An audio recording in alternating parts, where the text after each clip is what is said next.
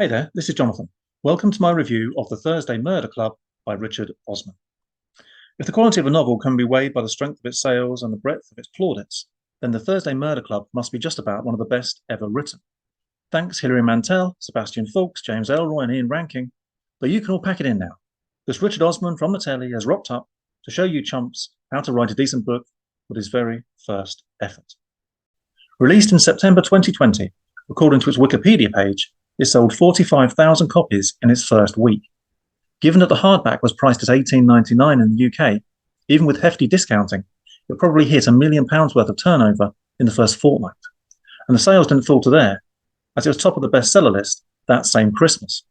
This explains why the same Wikipedia page mentions a 7-figure bidding war for the rights to the follow-up novel, not to mention Steven Spielberg's company having acquired the global film rights to the works. So if Osman's personal fortune wasn't doing well enough from his daily appearances on British television quiz shows, he's certainly sitting on quite a nest egg with the writing. But I'm going to try to park my grievances about how much easier it is to get your story published when you're already famous to start with, and give this book a fair, thorough review. It's obvious from his TV persona that Osman is a clever, witty chap, and he seems a very likeable one too. And whatever advantages he may have had in getting started, having the tenacity to sit your ass in a chair day after day and complete a 400-page novel is an achievement in itself, let alone producing something that hundreds of thousands of people have found readable and entertaining. Nevertheless, I must be unflinchingly forensic in my analysis. 2 reasons. Firstly, as discussed, he's a big boy with big sales, so if anything's fair game, it's this. Secondly, it's a murder mystery. Without the unsolved crimes to investigate, this story is basically a quartet of pensioners talking about Kate. In more lyrical genres, there's far more subjectivity about what makes a good read, but a murder mystery is a technical exercise. It has to hang together. As with any murder mystery, the author invites the reader to study with care the enigma they present, on the understanding that at the conclusion, a logical and satisfying explanation will be unveiled. And if any part of that should prove shoddy, then it deserves to be criticised. In the acknowledgements at the end of the book, Osman refers to some secret tips he was offered by established crime writer Mark Billingham, and the advice of some trusty editors who helped him improve upon earlier drafts. The story goes that he wrote the first draft in 18 months in secret. Hence, busy man though he is, he wasn't writing under the duress of a publisher's deadline. So, having proven that he has a genuine gift for writing, there could be no excuses. The book should have been more or less flawless. But was it? The setup.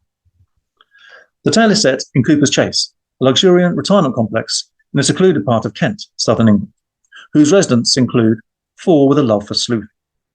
We're first introduced to the titular club and the concept of Thursdays when pragmatic former nurse Joyce is recruited into the gang by its forceful de facto leader, Elizabeth, who appears to have a background in international espionage. The other members are the rugged Ron, a left-wing firebrand of yesteryear, who still loves to shout and wave his brawny tattooed arms around, and Ibrahim, a clear-headed man of science with a background in psychiatry.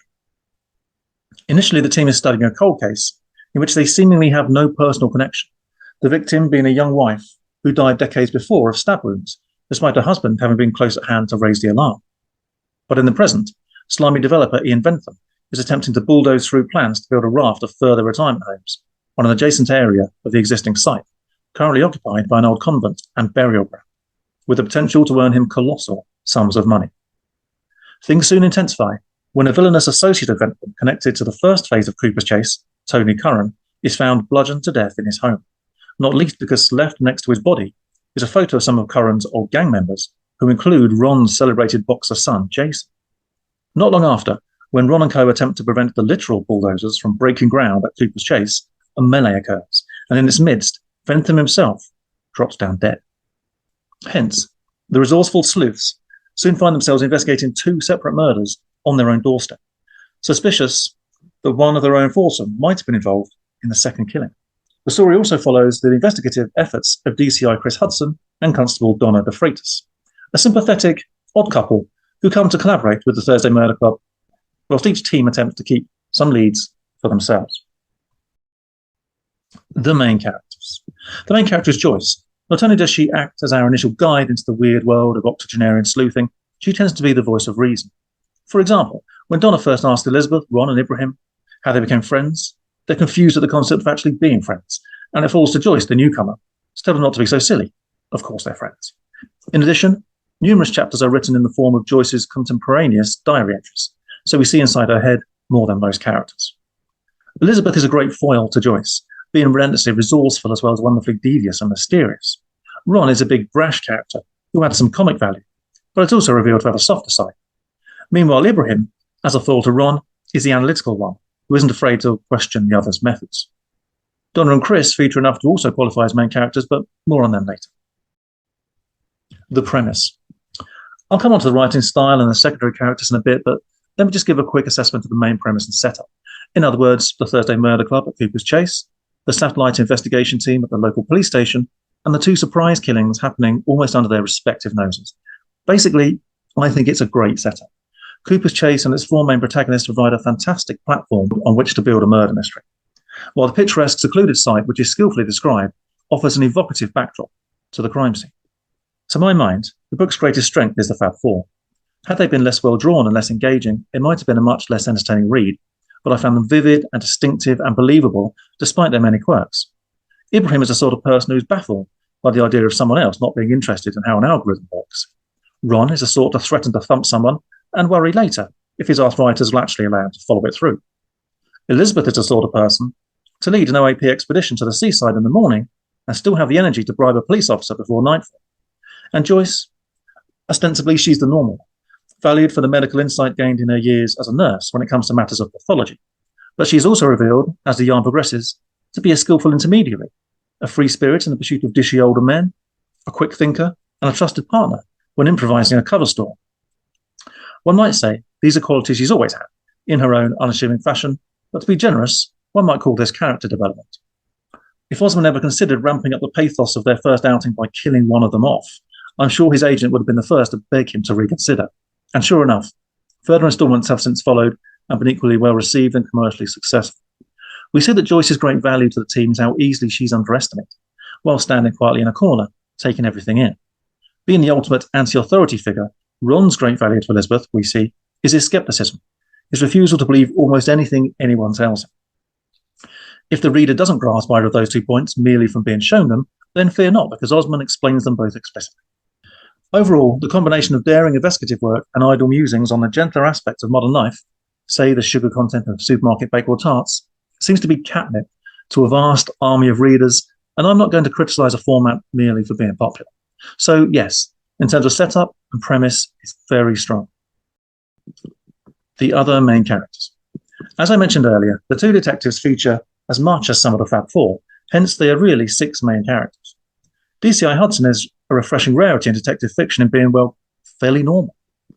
He's single and wishes he were trimmer and more confident and a bit less solitary, but he's a long way clear of the haunted, maladjusted, drunken, obsessive, loose cannon trope so common amongst fictional, seasoned detectives. He's professional, pragmatic, reasonably insightful, and only difficult to believe in respect of how indulgent he is towards Elizabeth and co, and also towards his underling, Donna, who isn't even a detective, let alone someone he would be likely to treat as an equal. But as the story can't really progress without this indulgence, I'm inclined to say that Osman does just enough to explain how Hudson is persuaded to go along with Elizabeth's contrivances. The inclusion of Jason is clever plotting in this regard. Donna, meanwhile, is given the backstory of having left a more satisfying and exciting job with the police in London in order to distance herself from a former romantic partner, a move which she regrets until Elizabeth takes a shine to her and gets her assigned to the Tony Curran murder case. Donna crossed paths with the TMC gang after volunteering to give a talk on home security at Cooper's Chase. Recognising Donna's talents and ambition, Elizabeth used a connection to negotiate a meeting at Cooper's Chase with Donna and Hudson by offering the DCI some insider information about Ron's son, Jason, as seen in the murder scene photograph. She then succeeds in bargaining her way up from that point forward, effectively making the quartet a recognised arm of the investigation. While both of the police officers are sympathetic characters, I must confess to find them a little underwhelming. Individually, they're not particularly memorable or captivating, and as a pair, given that they spend significant portions of the book in each other's company, their dynamic could have benefited from some other angle to add a little spice. Forcing together two characters who clash is the classic formula, but the justification for Donna's ongoing presence at her superior's shoulder is already tenuous enough, so that's difficult. A romantic spark is cliched, but might have been better than nothing. A stronger mentor-rookie dynamic might have served better than what we get. which is them interacting more like old friends and equals. Osman clearly wanted to give Hudson some sort of romantic interest, but settles at the very end of the book for sending him on a date with Donna's hitherto barely mentioned mum, who looks rather like an older version of Donna, we're told. I would say that an editor not afraid to speak their mind should have advised Osman either to work Donna's mum into the tale properly or ditch the idea altogether, for fear of it looking like a clumsy afterthought. We've established that the Thursday Murder Club is a big hitter, so let's compare it to the first instalment of another seminal blockbuster debut with its own intriguing element of mystery, Harry Potter and the Philosopher's Stone. If the seemingly sinister Ventham is Snape, and our main baddie is mostly skulking beyond plain sight, then our four plucky amateurs at Cooper's Chase are akin to Harry, Ron, Hermione and Neville. This leaves the two detectives as equivalents to the quartet's most important authority figure allies. And by that logic, if the book is as good as the plaudits suggest, then shouldn't they be as compelling a pair as, say, Dumbledore and Hagrid? But they're not. In that company, they're a little bit bland and a little bit forgettable. You might complain that having one's characters compared unfavourably to now iconic characters from a global smash hit series for books and films is unfair. But bear in mind, I'm only talking about the first novel. It was the first effort from a previously unknown writer who didn't have the benefits of Mark Billingham's insight and who turned out a 220-page book which also establishes a whole hidden Wizarding world, sets up a mystery, resolves that mystery, sows the seeds for a bunch of future mysteries, and, remember this, was aimed at children. I'm sorry, but JK's book had better characters. One way of identifying a strong, memorable character is when you can find lots of interesting adjectives to describe them beyond their physical appearance. Hence, you could say from the first Harry Potter outing that Dumbledore is very wise, enigmatic, paternal, dignified, courteous. Hagrid is fiercely loyal, loose-toned, protective, daft. DCI Hudson, to offer him a free pass, probably needs to be a sort of everyman character. He's the straight guy to Donna in the way Joyce is to Elizabeth and Ibrahim is to Ron. So that leaves Donna as the slightly underdeveloped character, in my opinion. She's smart, but not exceptionally so, sassy, but again, not memorably sassy.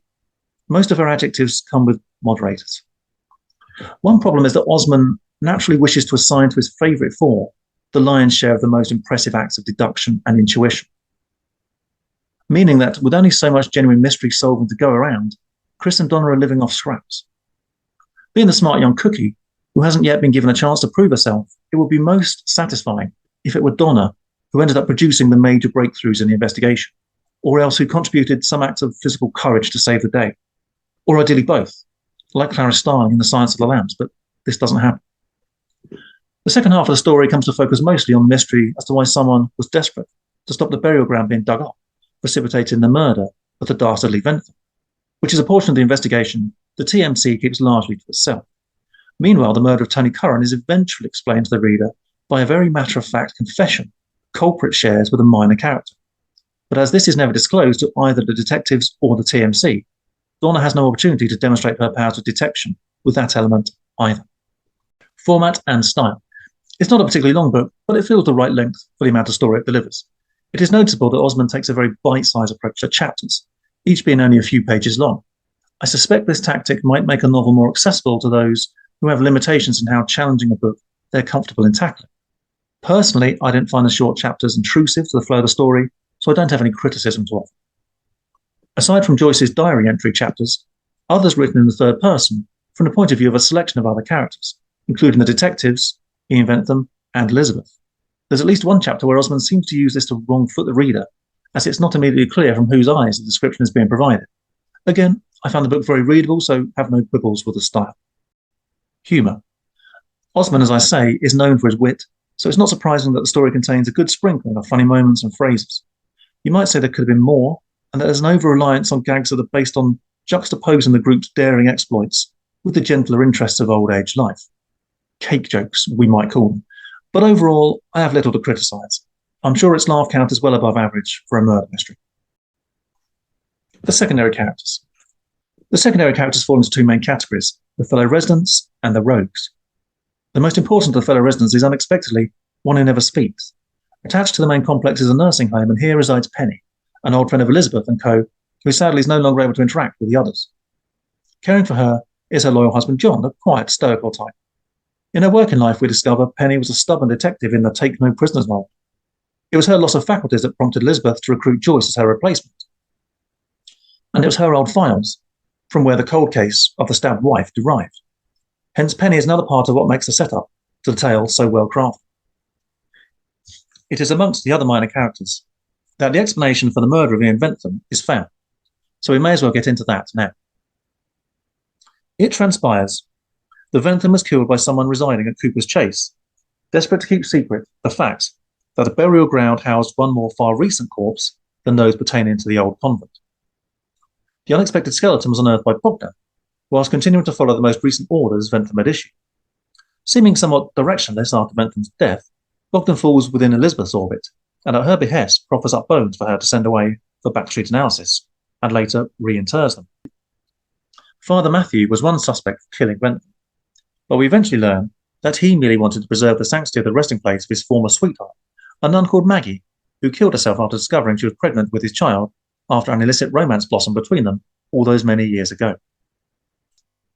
Another suspect was Bernard, but in his case, he wanted to stop them digging up the spot where he'd secretly buried his wife's ashes. Bernard's sense of shame comes from having sent the Indian family of his late wife off to the Ganges with fake ashes, as he couldn't bear to be parted from the real ones. He could have stored them just about anywhere, you would think, but no, they ended up buried under the old bench near the burial ground. Bernard, still missing his wife, then takes his own life.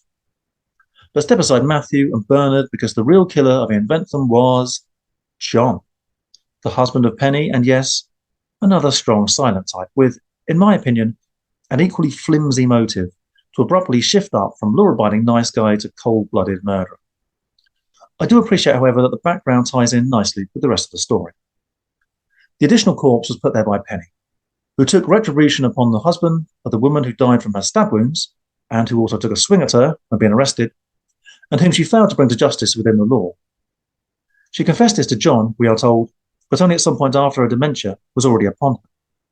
Knowing that Bentham was primed toward the excavation once the consultation phase had elapsed, and having access to the necessary drugs as Penny's carer, John contrived to inject a lethal dose of fentanyl into Bentham during the crowd scene that broke out that day, in order to halt the plans and thereby prevent the unexplained body ever being uncovered. Elizabeth eventually deduces what has happened and confronts John about his crime, who, knowing exposure is to follow, gives a lethal injection to Penny and then himself. What's great about life at Cooper's Chase is how much vitality its retired occupants display. This is part of what makes the book so heartwarming. But one weakness for John's motive is the very late stage of life at which it comes into play. Being homebound, it's not as if Penny has a career or even any kind of public image to maintain. Keep in mind that John's knowledge of the body comes only from what Penny divulged after starting to lose her faculties. Is there any guarantee the workman will distinguish the recent corpse from the others? If so, is it likely the police will identify the body, link it to the long-retired investigation officer, and establish a firm case against Penny? If so, is there any prospect that they will commence proceedings against Penny? And if they did so, would Penny even realise it was happening? And would she have been ashamed at her vigilantism finally been exposed? Or proud of administering justice the only way she could? Odious though he may be, Bentham is a businessman attempting to proceed with a legitimate development with the approval of the necessary public bodies, which would have offered more high-quality retirement homes to an ageing population. I think John has a fairly weak motive to kill him, and the reader, never truly having all the elements to his motive available to them, has a very slim chance of being able to second-guess who killed Bentham and why. A theme I will come on to is how Osman's characters are divided rather simplistically into nice ones and absolute monsters, neatly illustrated by the fact that Penny's quarry was a woman-beater, not merely a wife-killer. By dint of John being nice, Bentham repulsive, Osman seeks to portray John's actions as dignified and righteous, or at least excusable. None of the characters muse upon the thought that Penny, a person who's been paid all her career to protect and serve, took her life unlawfully, and that then, rather than confess her crime, her husband attempted to cover it up by carrying out a second killing and very nearly let an innocent man, Father Matthew, take the blame for it. On to the rogues. Tony Curran has, in recent times, been managing a legitimate construction company which has been building the succession of increasingly upmarket care homes funded and overseen by Ian Bentham. At the start of the book, the latter has decided to cut Tony Curran out of the next phase of the project, regretting the generous percentage of the profits they had previously agreed upon him taking, and seeing local Polish builder Bogdan as a suitable replacement, but Ventham is gambling on Curran not killing him in response, as his long, well-known history of serious and violent criminality means that him doing so, either in anger or cold blood, is a distinct possibility. But later on the same day that Ventham broke the news, which he wisely did in a location busy with potential witnesses, Curran is bludgeoned to death, sitting at his kitchen table, incidentally whilst contemplating exactly how he himself will end the life of Ventham. Left at the scene, just beyond the spreading pool of blood, is an old photograph of Tony Curran, taken at the peak of his reign as a local drug lord, pictured in celebratory mood with associates Bobby and Jason.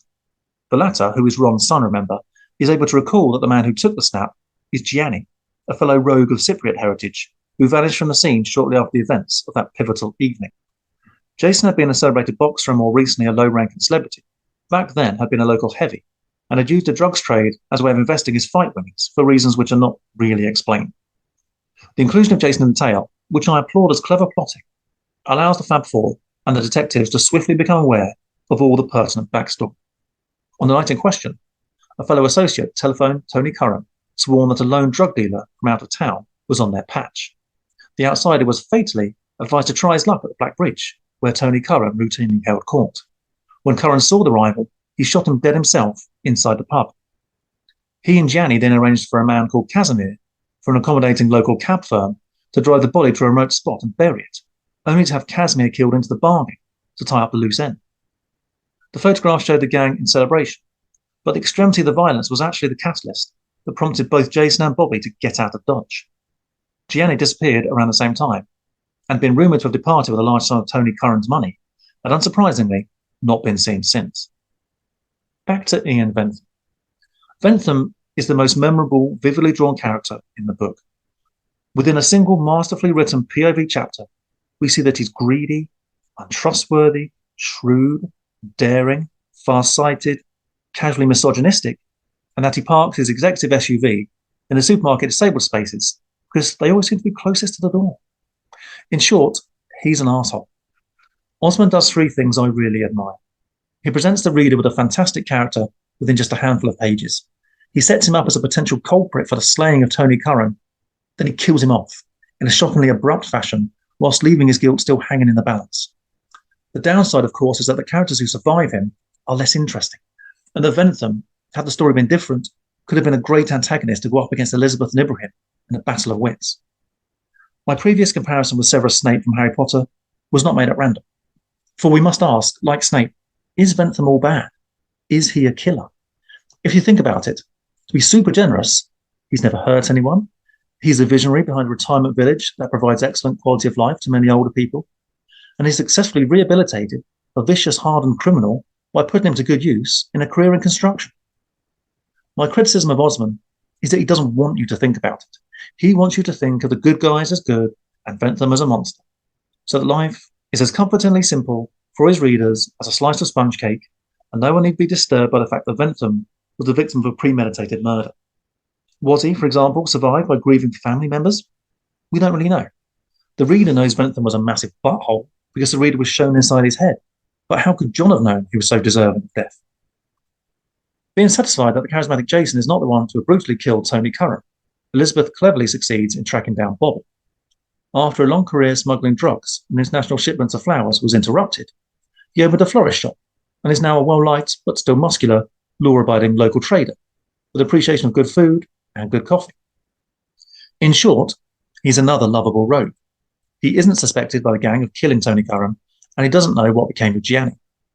That leaves the list of likely suspects for the killing of Tony Curran at two: Ventham and our straw man Gianni. But a trip to visit Gianni's incarcerated kingpin father in Cyprus convinces DCI Hudson that Gianni hasn't been helped to return to England recently, as he'd suspected. The sombre patriarch insists to the contrary, that he hasn't been seen at all. To wrap up our rogues, we must return to Polish builder Bogdan. This review has run on quite a long time without much mention of it. Let's hope it doesn't turn out to be too important. People who've read the book might find that forlorn hope somewhat familiar. Bogdan shares with Ian Ventham the element of opportunity in the murder of Tony Curran.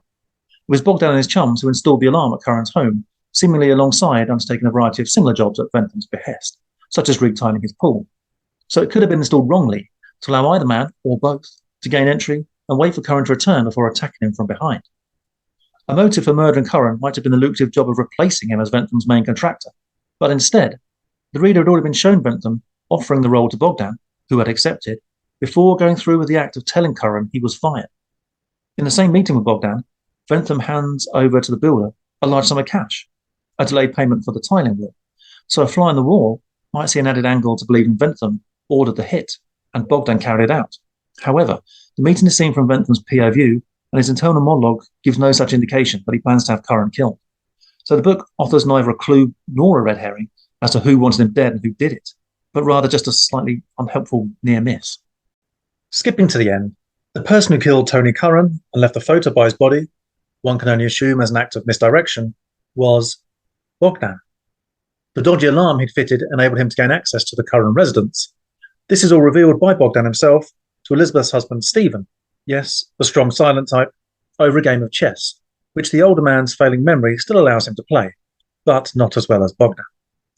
The enigmatic Pole's life of crime has started many years earlier, however, as it was he who had lured Gianni to a waterside location shortly after the shooting at the Black Bridge to kill him and sink his body. The motive for both killings was revenge for the murdered cab driver Casimir, who was revealed at this moment, and no other moment up to that point, to be one of Bogdan's friends. In fact, it was Bogdan who laid hands on the missing money Gianni was suspected to have taken from Tony, but who gave it all to Casimir's family. So you see, Osman's magic hat has provided his readership, who cannot be trusted with moral ambiguity in any form, with yet one more lovable rogue. Hail Bogdan. He offers reliable, fairly priced building services. He spirits away money from gangsters and gives it to their victims' families. He helps old ladies dig up and reinter skeletons for no personal gain. He plays chess with senile old men as an act of community service, and just occasionally, he slinks into local businessmen's homes like a fucking ninja, smashes their skulls in with a wrench in a sneak attack, and leaves them dying in a pool of their own blood. So let's finish this thing off and get down to the real business. Does this revelation make any sense? And did the reader have a fair opportunity to work it out in advance? And the short answer is no, and not really. When studying murder mystery writing as an art form, it can be seen that a writer doesn't always need to make their explanation absolutely watertight, as long as they can make it not entirely preposterous and difficult enough to unpick that most people won't bother expending the mental effort in trying. Once the reader is told, no, it wasn't Tom, Dick, or Harry like you thought, it was charming Bogdan all along, it's very effortful to go back to the start and work through whether, in the new reality, any of the culprit's choices and motivations make sense. Let's start with the murder of Casimir. Now, if you are on close enough terms with your local cab firm, you can call them at short notice when you need a corpse disposing of. Surely that company is already part of your criminal fraternity. Hence, killing the allocated driver is not tying up a loose end. It's inviting retribution from fellow serious criminals. How is the reader to have any inkling that Bogdan was a friend of Casimir? Presumably because he had a foreign-sounding name, rather than one like Tony, Ian, or Chase. If Bogdan was moved to avenge Casimir, why kill Gianni straight away, but leave Tony Curran, the main instigator, to live peacefully accumulating his fortune from the building trade for years and years after? Why not kill him immediately when his criminal activity was at its peak and the list of rivals to spread the suspicion amongst would be as long as your arm? With Bogdan appearing to have no prior association with Curran, at least as far as Jason and Bobby reported, how did he happen to have a copy of the photo, and why did he keep it for so long? Other than to put it under the noses of the Thursday Murder Club just when the author wanted the story to get started. Understanding now that Bogdan has bumped off not one but two people associated with the photograph, and being fully aware that this is a key piece of evidence in the possession of the detectives, what is his motivation for haunting the Ian Bentham murder scene, literally digging up bodies? Given that Bentham's murder has been linked with Curran's, Bogdan's relationship with Bentham would offer a link back to Curran that he should be eager to downplay. And finally, having kept his capacity for cold-blooded murder hidden all these years under his chirpy, shrug-and-get-on-with-it persona, what is his motivation to suddenly share all the details with a man who is husband to the woman whose chief hobby is investigating local murders? Is he really the Grand Master of crime that Osman wants us to believe he is? Because that's not how he acts when you stop to think about it. You know you've enjoyed a really well thought out murder mystery when the big reveal drops and you think, of course, that's the missing bit of knowledge or understanding that makes everything else stack up, and I should have seen it. You'll know the sensation if you read or watched to the end of the Harry Potter stories, and that moment comes, and all the previous misdeeds of Severus Snape over all the previous installments are recontextualized in one brilliant moment of revelation. That feeling is what makes a really good murder mystery, and Richard Osman's debut novel, At the Final Reckoning, isn't one. As a premise, it's superb. As a piece of straight fiction, it's pretty funny, sometimes heartwarming, and always very readable. But as a murder mystery, it's just about adequate. So no, it's not quite worthy of all the adulation it received. If you think that's wrong, and I'm a massive pedant, tell me in the comments. Otherwise, have a great day.